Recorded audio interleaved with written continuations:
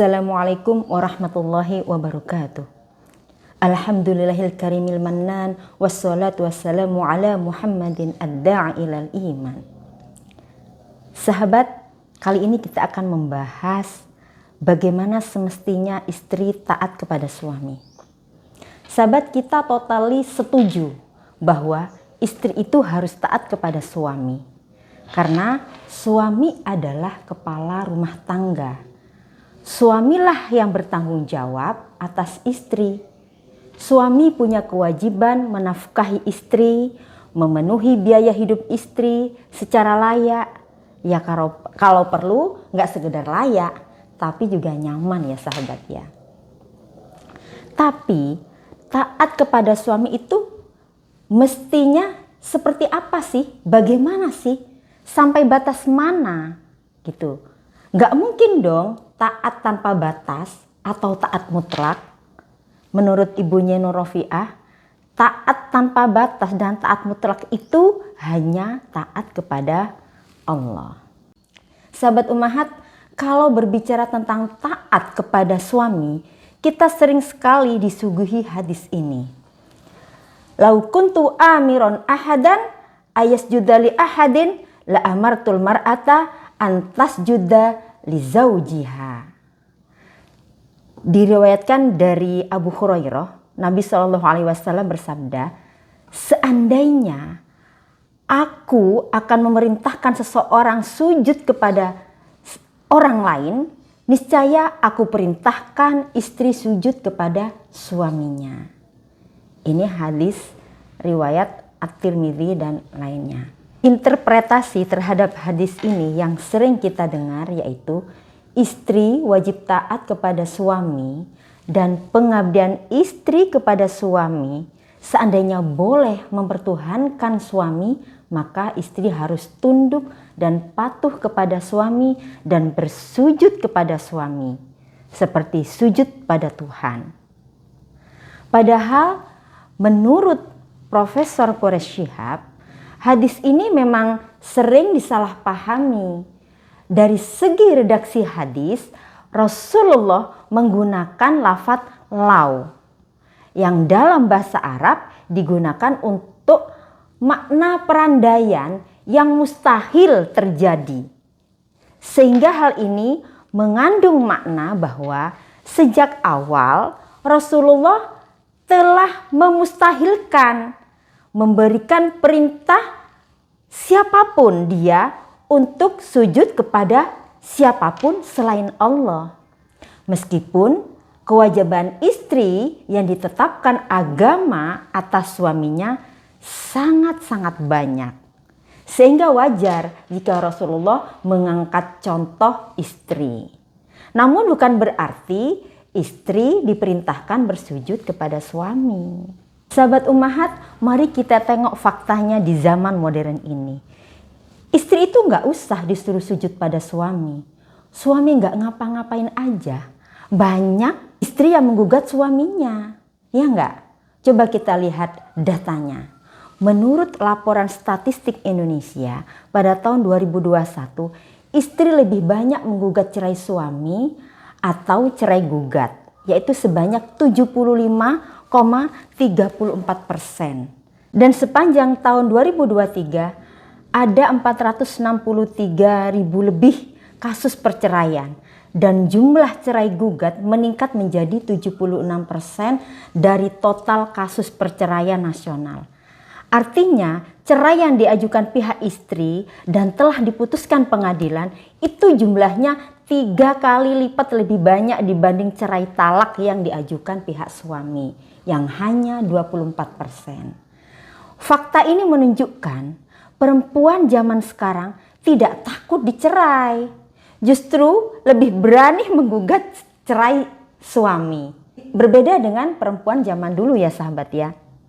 Jadi sahabat, istri zaman sekarang tidak bisa dituntut taat pada suami seperti perempuan zaman beberapa ratus tahun lalu. Apalagi dituntut taat seperti zaman sahabat.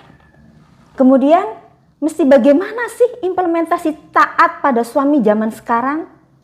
Bagaimana menjadi istri di zaman modern?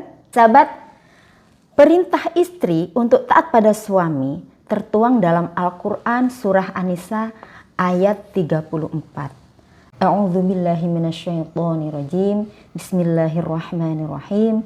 Ar-rijalu qawwamuna 'alan nisa bima faddalallahu ba'dahum 'ala ba'din wa bima anfaqu min amwalihim. Fas-solihatu qanitatun hafizatun lil ghaibi bima hafizallah. Al-ayah. Laki-laki atau suami adalah penanggung jawab atas para perempuan atau istri, karena Allah telah melebihkan sebagian laki-laki atas sebagian perempuan, dan karena suami telah menafkahkan sebagian dari hartanya. Perempuan-perempuan soleh adalah mereka yang taat kepada Allah dan menjaga diri ketika suaminya tidak ada, karena Allah telah menjaga mereka. Akan tetapi jika mereka mentaati suami, janganlah kamu wahai suami mencari-cari jalan untuk menyusahkan istri. Gitu. Sahabat, semakin meningkatnya angka gugat cerai yang diajukan oleh istri, ini mendorong saya untuk melakukan penelitian sederhana.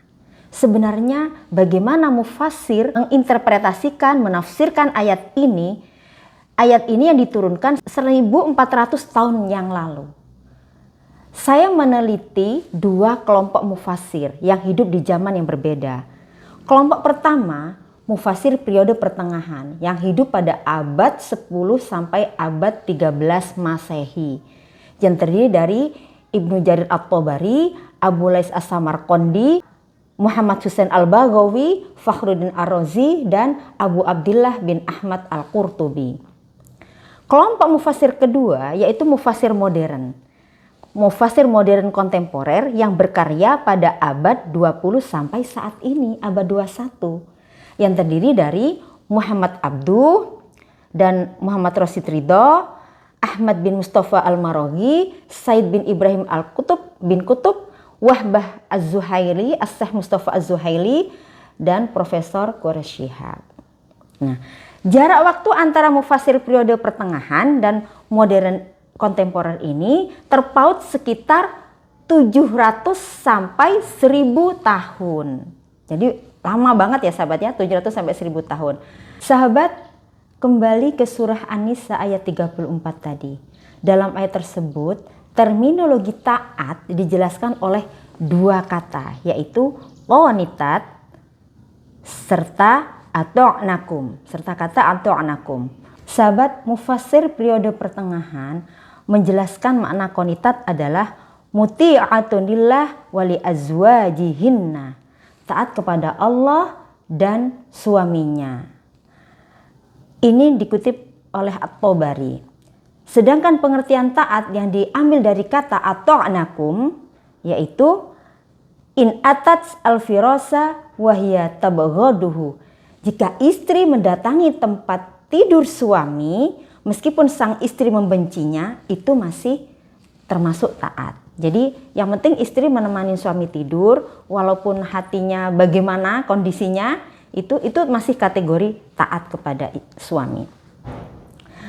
Pendapat tersebut diperkuat oleh penafsiran Ibnu Abbas. Idza ata'at falaysa lahu 'alaiha sabil idza doja'athu. Jika istri taat pada suaminya, bersedia tidur dengan suaminya, maka suami tidak boleh mencari-cari alasan untuk menyusahkan istrinya. Masih menurut tafsir At-Tabari dijelaskan bahwa taat adalah ala bu'dihinna lakum fala tajannau alaihinna wala tukallifuhunna mahabbatakum fa inna dzalika laisa biaidihinna. Jika istri taat kepada suami walaupun dalam hatinya itu membenci suami, maka suami tidak boleh menyakiti istri dan menuntut istri mencintai suami, karena cinta itu tidak bisa dipaksa. Sahabat ummahat, dari penafsiran At-Tabari tersebut sebenarnya tuntutan ketaatan istri tidak banyak. Asalkan istri mau menemani tidur suami, itu sudah dianggap taat. Tidak disebutkan tuntutan-tuntutan yang lainnya, misalnya masak, mencuci baju, beberes rumah, itu nggak ada gitu loh, menurut penafsiran At-Tabari. Namun As-Samarqandi menambahkan, istri yang taat itu yang bersedia membantu urusan suami mereka. Dijelaskan menurut Samarqandi, qanitatun yakni qaimatun bi umuri azwajihinna. Selanjutnya pendapat Ar-Razi yaitu qaimatun bi huquqiz zauji wa qaddima qada'u haqqillah tsumma atba'a dzalika bi qada'i haqqiz zauj. Perempuan-perempuan yang taat adalah yang melaksanakan hak-hak suaminya namun tetap mendahulukan melaksanakan hak Allah, kemudian baru diikuti dengan menunaikan hak suami. Sahabat, kita beralih ke pendapat mufasir modern kontemporer. Muhammad Abduh dan Muhammad Rashid Ridha dalam tafsir Al-Manar menjelaskan wa anna min sifatis solihat al-qunut wa huwa as-sukun wa ta'ah lillahi ta'ala wa kadzalika li azwajihinna bil ma'ruf. Adapun sifat perempuan yang soleh yaitu kunut. Maksudnya perempuan yang taat kepada Allah dan juga taat kepada suaminya secara ma'ruf. Gitu ya sahabat ya. Jadi taat kepada suami secara ma'ruf itu seperti apa? Al-Manar menambahkan, innallaha ta'ala lamma kana yuhibbu an takunal ma'isyah bainaz zawjaini ma'isatan mahabbatan mawaddatan wa taradin wa iltiamin. Allah Subhanahu wa taala menyukai kehidupan rumah tangga suami istri yang penuh cinta, kasih sayang dan saling ridho dan keselarasan. Sahabat, tafsir Al-Manar dikenal dengan penafsirannya yang berperspektif luas. Al-Manar menyematkan lafaz tarodin dalam penafsirannya. Tarodin berasal dari kata rodiya yardo yang mengikuti wazan tafa'ala menjadi tarodo yang mengubah makna kata menjadi persekutuan atau perkongsian antar dua orang atau lebih. Gitu. Al-musyarakah baina itsnaini wa fa'aktsara. Dalam persekutuan terdapat kesalingan. Jika rodia berarti ridho, maka tarodin berarti saling ridho. Nah, dalam relasi suami istri yang dimaksud Al-Manar harus ada tarodin, saling ridho.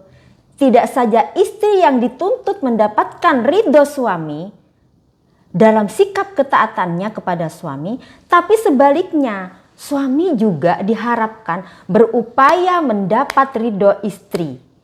Istri berupaya menjalankan kewajibannya dan hak-hak istri yang membuat suami senang dan ridho. Demikian sebaliknya, suami juga harus berusaha memenuhi hak istri dan perilaku-perilaku yang melahirkan kegembiraan dan ridho kesenangan istri. Gitu ya sahabat. Al-Manar menambahkan juga sifat keselarasan iltiam dalam rumah tangga disukai Allah. Jadi saling ridho tetap dalam bingkai keselarasan sehingga keharmonisan rumah tangga terus terjaga. Sahabat, kita beralih ke pendapat mufasir Sayyid Qutb. Beliau menjelaskan bahwa famin tabi'atil mu'minatis sholihah qanitah muti'ah wal kunut at-ta'ah an iradatin wa tawajjuhin wa raqbatin wa mahabbah la'an qasrin wa irghamin wa talaffut wa mu'adhalah. Dari sifat seorang mukminah yang solihah adalah taat, patuh, yaitu ketaatan karena kemauan dirinya, orientasi dari keinginan dan cinta, bukan karena tekanan, paksaan, dan penindasan yang saling menyakiti. Nah, sahabat, menurut Sayyid Qutb, taat itu tidak bisa dari keterpaksaan, karena puncak dari ketaatan adalah ketaatan yang muncul secara sukarela dan tanpa paksaan. Ghayatut ta'ah hiya ta'atul istijabah, la ta'atul irgham. Contoh misalnya, malam-malam sudah waktunya istirahat ya sahabat ya. Suami minta dimasakin, sementara istri sudah kelelahan. Maka suami tidak boleh memaksa. Gitu ya sahabat. Jadi nggak boleh ada keterpaksaan. Selanjutnya kita buka tafsir Al-Munir karya Syekh Wahbah Az-Zuhaili. Ketika membahas kriteria istri solihah dan taat, beliau mengutip ayat ini karena memiliki makna mendalam tentang relasi suami dan istri. Walahunna mithlul ladzi 'alaihinna bil ma'ruf. Mereka, para perempuan, mempunyai hak yang seimbang dengan kewajibannya menurut cara yang patut. Dalam tafsir Al-Munir, beliau menjabarkan pula tentang arti pernikahan dalam Islam. Pernikahan adalah laisa zawaj fil Islam aqdun istirqaqun wa tamlikun fa innama huwa aqdun yujibu huquqan mushtarikatan mutasyawiyatan bihasbil maslahatil ammah lizaujaini. Pernikahan dalam Islam bukanlah akad perbudakan atau penyerahan kepemilikan, melainkan akad yang mengakibatkan munculnya hak-hak bersama yang setara, di mana masing-masing pihak mendapatkan kesempatan yang sama yang disesuaikan dengan kemaslahatan bersama bagi suami dan istri. Tentang hak-hak yang setara ini, salah satu contohnya, Syekh Az-Zuhaili mengutip pernyataan Ibnu Abbas bahwa bukan hanya istri yang dianjurkan berdandan untuk suaminya, namun suami juga diharapkan berdandan untuk istri. Qala Ibnu Abbas, inni la atazayyanu li imra'atin kama tatazayyanu li. Sungguh aku berdandan bagi istriku sebagaimana ia pun berdandan untuk aku. Jadi sahabat, bukan hanya istri yang dituntut untuk tampil cantik, tapi timbal balik juga suami berupaya memberikan tampilan menarik di hadapan istrinya. Sahabat, terakhir adalah pendapat mufassir masa kini, yaitu Profesor Quraish Shihab. Beliau menulis, wanita yang solehah adalah yang taat kepada Allah dan juga taat kepada suaminya setelah mereka bermusyawarah bersama dan atau bila perintahnya tidak bertentangan dengan perintah Allah serta tidak mencabut hak-hak pribadi istri. Nah, ini yang penting sahabat. Dari penafsiran dua kelompok mufassir periode pertengahan dan modern kontemporer, kita bisa melihat beberapa perbedaannya. Namun ada beberapa poin pendapat mufassir yang sama tentang bagaimana menjadi istri solihah dan bagaimana cara modern taat kepada suami. Yang pertama, taat kepada Allah dan juga taat kepada suami secara ma'ruf, namun tetap mendahulukan melaksanakan hak Allah. Baru kemudian diikuti dengan menunaikan hak suami. Dan bila selama perintahnya tidak bertentangan dengan perintah Allah. Ya kalau bertentangan jangan ditaati. Misalnya nih ya, suami bilang, "Mah, kamu kayaknya lebih cantik nggak pakai jilbab deh." Nah, yang kayak gini no, kita nggak bisa ikutin. Atau contoh lagi, setelah kita selesai haid, gitu ya, kita belum mandi besar, suami mengajak berhubungan. Nah, itu kita tolak. "Maaf Pak, aku belum mandi besar. Jadi aku harus mandi besar dulu." Yang kedua, menjaga hak-hak suami, hartanya dan kehormatan diri suami ketika suami tidak di sampingnya. Yang ketiga, menemani tidur suami, melayani kebutuhan hubungan suami istri. Yang keempat, membantu urusan suami. Nah sahabat, 4 poin tersebut disepakati oleh hampir mayoritas mufassir, baik yang hidup pada abad ke-4 Hijriyah maupun mufassir modern. Nah, selanjutnya poin ke-5 sampai ke-8 ini adalah pendapat mufassir modern kontemporer. Disinilah letak beberapa perbedaannya, yaitu pertama, ketaatan itu harus didasari rasa cinta, kasih sayang, saling ridho, tarodin, dan keselarasan. Keenam, ketaatan istri karena kemauan dan keinginannya sendiri, bukan karena tekanan, paksaan, atau bahkan penindasan. Ketujuh, dalam ketaatan itu harus memperhatikan hak-hak bersama yang setara, mutasawiyah, di mana masing-masing pihak mendapatkan kesempatan yang sama yang disesuaikan dengan kemaslahatan untuk hubungan suami istri. Jadi sahabat, kalau merujuk pendapat ini, kalau suami istri sama-sama bekerja mencari nafkah dan istri sedang dapat tugas lembur, boleh dong suami buatkan kopi untuk istri, jadi saling melayani. Kriteria yang terakhir ini yang sangat penting sahabat. Jadi dalam ketaatan itu istri taat kepada suami setelah bermusyawarah dan tidak mencabut hak-hak pribadi istri.